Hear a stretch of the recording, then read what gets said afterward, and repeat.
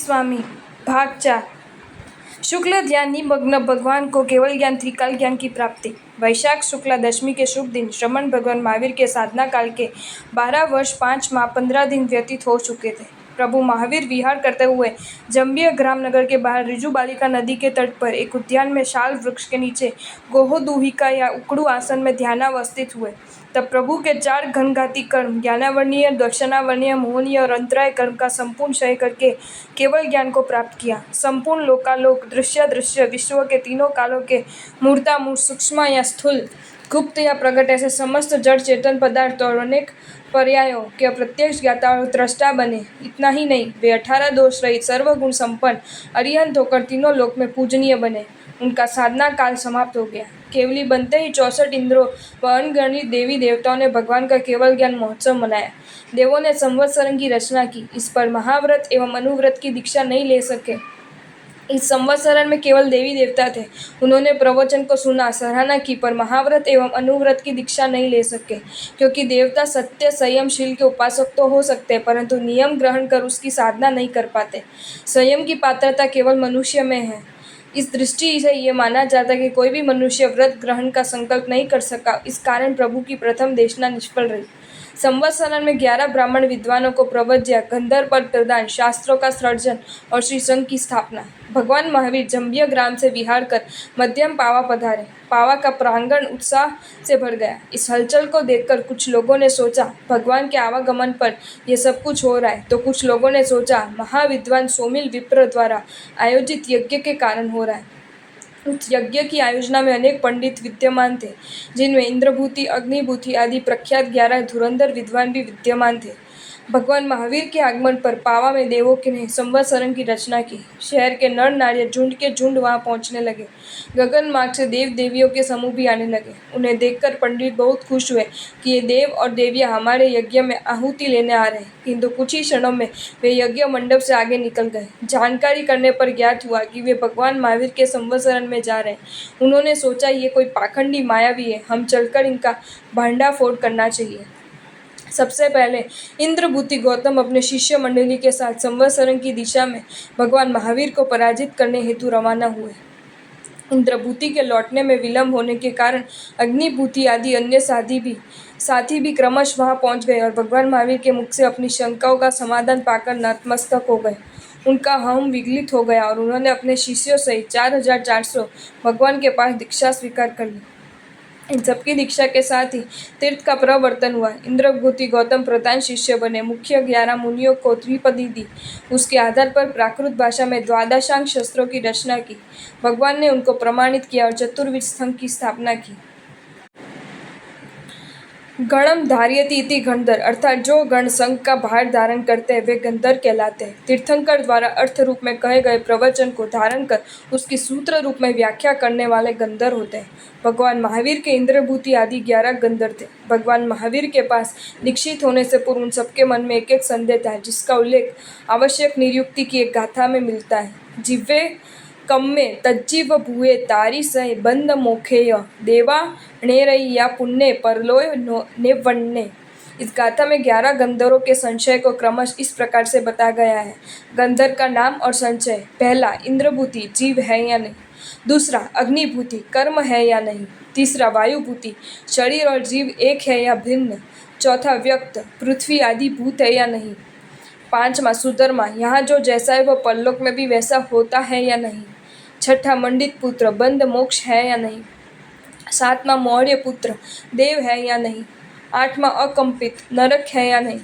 नौवां, अचल भ्राता पुण्य पाप है या नहीं। 10वां, मेतार्य परलोक है या नहीं। 11वां, प्रभास मोक्ष है या नहीं। भगवान को भस्म करने के लिए गौशालक द्वारा तेजोलेश्य का प्रयोग। भगवान श्रावस्ती में विराजमान थे। उसी समय भगवान का स्वच्छंदी आद्य शिष्य गौशालक अपने आप को मैं तीर्थंकर हूँ ऐसा से सबको बताता था। गौतम स्वामी जी ने ये बात सुनकर भगवान से कही। भगवान ने प्रतिकार करते हुए कहा कि आजीविक संप्रदाय का अगुआ मंकलीपुत्र गौशालक अष्टांग निमित्त का ज्ञान होने से कुछ भविष्य कथन कर सकता है, किंतु वह जिस पद की घोषणा करता है वह सर्वथा मिथ्या है। वह तो एक समय मेरी छदस्थ अवस्था में मेरा धर्म शिष्य था। ये बात उपस्थित जनता ने सुनी और वह गौशाला के कान तक पहुंची। वह अति क्रुद्ध होकर बदला लेने के इरादे से अपने भिक्षु संघ के साथ भगवान के पास आ पहुंचा। भगवान ने जानबूझकर उसे अपने साधुओं को दूर रहने के लिए कहा, किंतु दो साधु भक्तिवश नहीं गए। गौशालक दूर खड़ा रहकर भगवान को लक्ष्य करके चिल्लाकर कहने लगा, हे काश्यप, तू मेरी निंदा करके अवहेलना क्यों करता है? तेरा वह शिष्य तो मर गया है, मैं तो दूसरा हूँ। भगवान ने कहा, अभी तक तेरा सत्य को असत्य कहने का वक्र स्वभाव गया नहीं। ये सुनकर और अधिक क्रुद्ध हो वह बोला, हे काश्यप, तूने मुझे छोड़कर एक शूल उत्पन्न कर लिया है, अब तू जीवित नहीं रह सकेगा।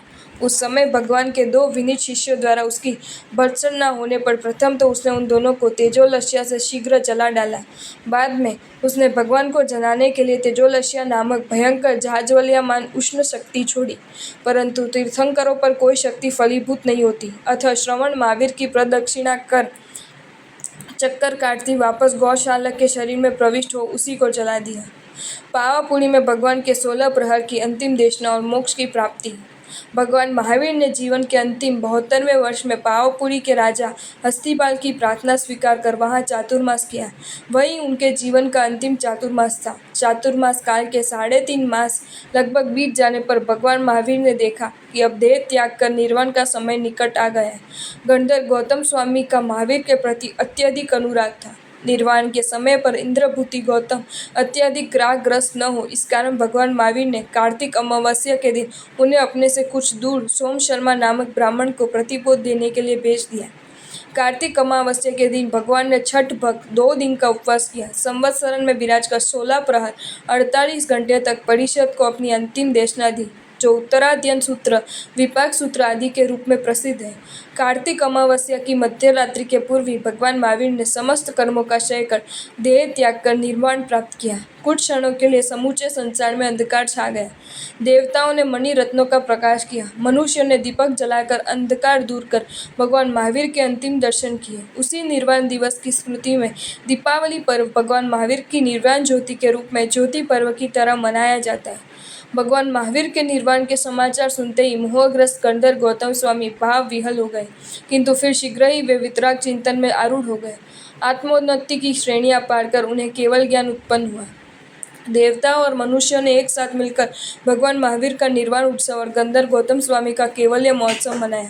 भगवान महावीर के निर्वाण के पश्चात उनके विशाल धर्म संघ का संपूर्ण उत्तरदायित्व पंचम गणधर आर्य सुधर्मा स्वामी के कंधों पर आ गया। आर्य सुधर्मा स्वामी के निर्वाण के पश्चात उनके शिष्य आर्य जम्बू स्वामी संघ के नायक आचार्य बने। वीर यह 406 में आर्य जम्बू स्वामी का निर्वाण हुआ। आर्य जम्बू स्वामी के निर्वाण के साथ ही भरत क्षेत्र में इस अवसर्पणी काल में केवल ज्ञान परंपरा लुप्त हो गई। ईसा पूर्व 599 विक्रम पूर्व 542 में भगवान का जन्म हुआ। ईसा पूर्व 569 विक्रम पूर्व 512 में भगवान श्रमण बने। ईसा पूर्व 557 विक्रम पूर्व 500 में भगवान केवली बने। ईसा पूर्व 527 विक्रम पूर्व 470 में भगवान का निर्वाण हुआ। भगवान महावीर की शिष्य संपदा: साधु 14,000, साध्वी 36,000, श्रावक 1,59,000, श्राविका 3,18,000, अनुत्तर विमान में उत्पन्न 800, केवल ज्ञानी साधु 700, केवल ज्ञानी साध्वी 1400, अवधि ज्ञानी 1300, महनपर्यव ज्ञानी 500, वैकल्य लब्धिधर 700, वादी 400, 14 पूर्वी 300। भगवान महावीर स्वामी का परिवार परिचय: पिता सिद्धार्थ राजा, माता त्रिशला देवी, भाई नंदीवर्धन, भाभी ज्येष्ठा, पत्नी यशोदा देवी, पुत्री प्रियदर्शना, जमाई जमाली, बहन सुदर्शना, चाचा सुपार्श्वा, मामा चेटक राजा, मामी सुभद्रा देवी, सास धारिणी रानी, ससुर समरवीर, नगरी वैशाली, गांव क्षत्रिय कुंड, जन्म चैत्र सुद 13, जाति क्षत्रिय, नाम वर्धमान कुमार, गोत्र काश्यप गोत्रीय, चमन आषाढ़ शुक्ल छठ, दीक्षा मार्गशीर्ष कृष्णा, केवल ज्ञान वैशाख सुदी 30, निर्वाण कार्तिक विद अमावस। तीर्थंकरों के पंच कल्याणक: तीर्थंकर की आत्मा संसार में परम विशिष्ट लोकोत्तम आत्मा होती है। उनका जन्म केवल स्वयं के कल्याण हेतु नहीं, किंतु संपूर्ण विश्व के कल्याण का कारण होता है। इसलिए तीर्थंकर देव का जन्म जन्म कल्याणक कहलाता है। इसी प्रकार ग्रह त्याग कर प्रवर्जित होना, केवल ज्ञान प्राप्त करना और संसार से मुक्त होकर निर्वाण प्राप्त करना भी कल्याणक कहा जाता है। जैन सूत्रों में सभी तीर्थंकरों के 5 कल्याणक का उल्लेख मिलता है। च्यवन कल्याणक: मनुष्य जन्म धारण करते हुए स्वर्ग से आत्मा का प्रस्थान च्यवन कल्याणक कहलाता है। इसी समय उनकी माता 14 शुभ स्वप्न देखती है। त्रिशला क्षत्रियाणी के गर्भ प्रत्यारोपण की घटना का संबंध सिर्फ भगवान महावीर के जीवन से ही है। जन्म कल्याणक, माता के गर्भ से जन्म ग्रहण करना। जन्म के समय 56 दिशा कुमारियां आकर सूतिका कर्म करती है। 100 धर्मेंद्र अपनी देह के 5 रूप बनाकर तीर्थंकर शिशु को मेरु पर्वत पर ले जाकर उनका जन्माभिषेक महोत्सव मनाते हैं। दीक्षा कल्याणक, तीर्थंकर जब गृह त्याग कर दीक्षा ग्रहण करते हैं तब देव मनुष्य सभी उत्सव के रूप में उनकी विशाल शोभा यात्रा निकालते हैं और फिर तीर्थंकर भगवान सर्व आभूषण आदि सांसारिक वस्तुओं का परित्याग कर स्वयं के हाथ से अपने केशों का लुंचन पंचमुष्टि लोष करते हैं। केवल ज्ञान कल्याण, तप ध्यान संयम की उत्कृष्ट साधना द्वारा 4 घाती कर्म का क्षय करके लोकालोक प्रकाशी निराबाध केवल ज्ञान केवल दर्शन की प्राप्ति होने पर देव देवेंद्र मानव पशु पक्षी आदि सभी भगवान के दर्शन करने आते हैं। संवत्सर की रचना कर भगवान को केवल महोत्सव मनाया जाता है। निर्वाण कल्याणक, समस्त कर्मों का नाश कर तीर्थंकर देव देह मुक्त होकर मोक्ष को प्राप्त होते हैं, तब वह देह विसर्जन निर्वाण कल्याण के रूप में मनाया जाता है। आपको ये वीडियो अच्छा लगा हो तो इसे लाइक करें और शेयर करें और ऐसे ही नए नए वीडियोज़ देखने के लिए सब्सक्राइब करें हमारी channel Jain facts and stories को।